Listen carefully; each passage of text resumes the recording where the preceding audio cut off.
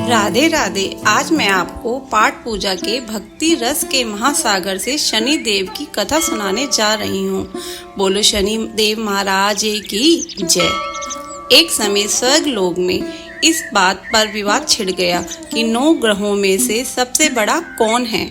यह विवाद इतना आगे चला गया कि यह एक युद्ध की स्थिति बन गई। इस बात के निष्कर्ष पर पहुंचने के लिए सभी देवता देवराज इंद्र के पास पहुंच गए। उन्होंने कहा, हे देवराज, अब आप ये निर्णय करें कि हम सब में से बड़ा कौन है। देवताओं द्वारा पूछा गया सवाल देवराज इंद्र उलझन में पड़ गए। इंद्र देव ने कहा कि मैं इस प्रश्न का उत्तर नहीं दे सकता हूँ, मैं असमर्थ हूँ।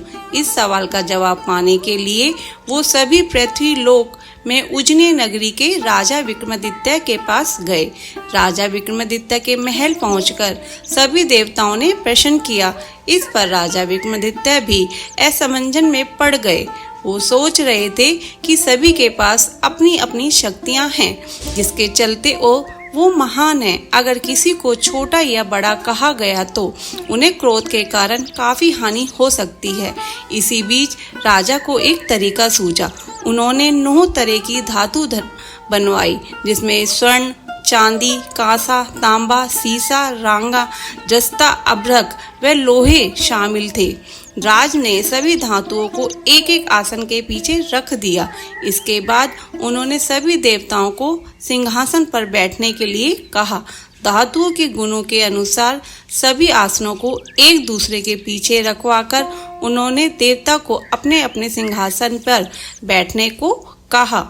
जब सभी देवता ने अपना अपना आसन ग्रहण कर लिया, तब राजा विक्रमादित्य ने कहा, इस बात का निर्णय हो चुका है, जो सबसे पहले सिंहासन पर बैठा है वही बड़ा है। यह देखकर शनि देवता बहुत नाराज हुए। उन्होंने कहा, राजा विक्रमादित्य, यह मेरा अपमान है। तुमने मुझसे सबसे पीछे बैठाया है, मैं तुम्हारा विनाश कर दूंगा।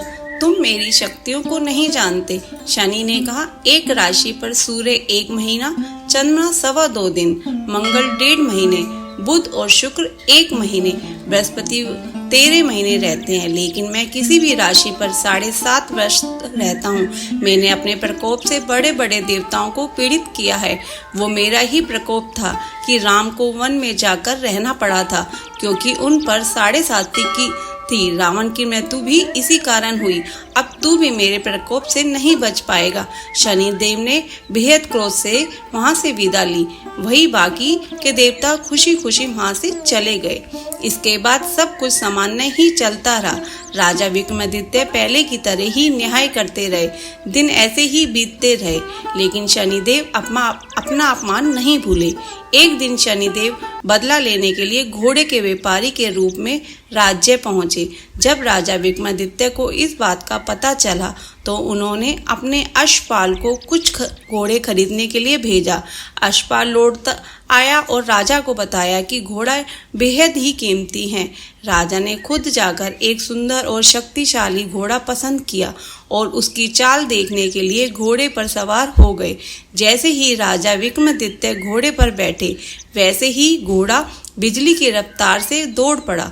घोड़ा राजा को एक जंगल ले गया। वहां जाकर राजा को नीचे गिरा दिया और फिर कहीं गायब हो गया। राज्य का रास्ता ढूंढने के लिए राजा जंगल में भटकने लगा, लेकिन उसे कोई रास्ता नहीं मिला। कुछ समय बाद उसे एक चरवाहा मिला। भूख प्यास से परेशान उस राजा ने चरवाहे से पानी मांगा। चरवाहे ने उसे पानी दिया और राजा ने उसे अपनी अंगूठी दे दी। राजा जंगल में से निकल गया और पास में ही मौजूद एक नगर में पहुंच गया। एक सेठ की दुकान पर राजा ने कुछ आराम के लिए रुका। वहां सेठ से बातचीत करते हुए उसने बताया कि वो उजनी नगरी से आया है। राजा कुछ देर तक उस दुकान पर बैठा। जितनी देर वो वहां पर बैठा, सेठ जी की काफी बिक्री हो गई। सेठ ने राजा को बहुत भाग्यवान समझा। सेठ ने राजा को अपने घर खाने पर आमंत्रित किया।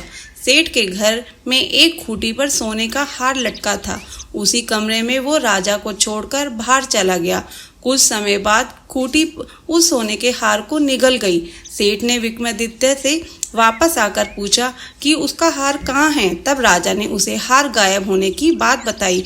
इस पर सेठ ने क्रोधित होकर चोरी करने के अपराध से विक्रमादित्य के हाथ पैर काटने का आदेश दिया। राजा विक्रमादित्य के हाथ पांव काटकर उसे नगर की सड़क पर छोड़ दिया। फिर कुछ समय बाद विक्रमादित्य को एक तेली अपने साथ ले गया। तेली ने उसे अपने कोहलू पर बैठा दिया। वह पूरा दिन बैलों को आवाज देकर हाँकता रहा। विक्रमादित्य का जीवन इसी तरह व्यापन होता रहा। उस पर शनि की 7.5 थी। इसे खत्म होने पर वर्षा ऋतु शुरू हुई। एक दिन राजा महक मल्हार गा रहा था। उसी समय उस नगर के राजा की बेटी राजकुमारी मोहिनी ने उसकी आवाज़ सुनी। उसे आवाज़ बेहद पसंद आई। मोहिनी ने अपनी दासी को भेजकर गाने वाले को बुलाने को कहा।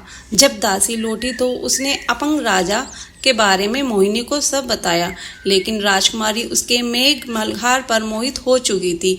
अपंग होने के बाद भी वह राजा से विवाह करने के लिए मान गई। जब मोहिनी के माता पिता को इस बात का पता चला तो वे हैरान रह गए।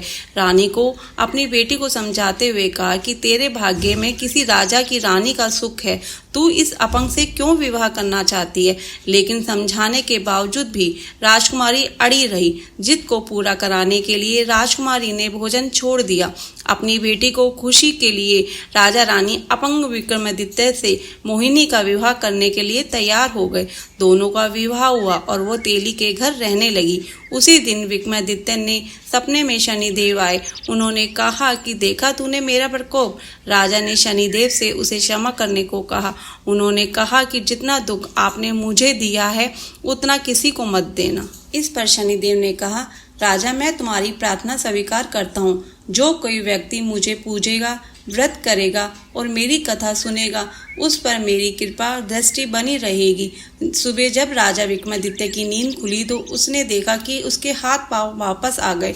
उन्होंने मन ही मन में शनिदेव को नमन किया। राजकुमारी भी विक्रमादित्य के हाथ पैर देखकर हैरान रह गई।